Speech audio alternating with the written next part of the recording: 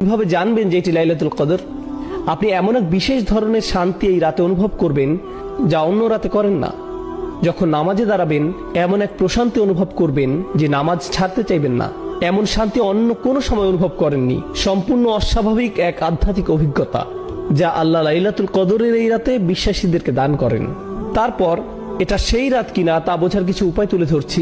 আবারও বলছি, এখানে ভৌগোলিক সীমাবদ্ধতার কথাটা মাথায় রাখতে হবে। ইন্নী কুনতু উরিতু লাইলাতুল কদরি সুম্মা নুসিতুহা।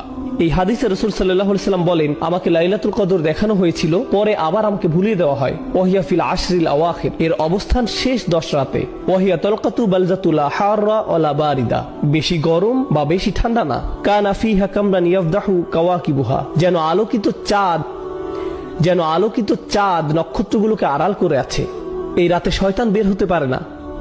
হাত্তা ইয়াখরুজু ফাজরুহা, অর্থাৎ ফজর পর্যন্ত কোনো শয়তান বের হতে পারে না।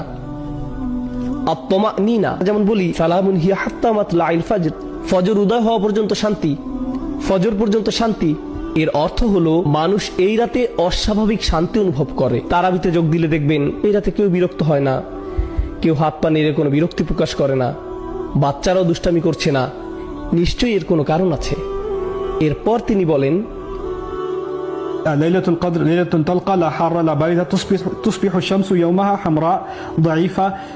কেউ কেউ বলেন নরম বাতাস প্রবাহিত হয়।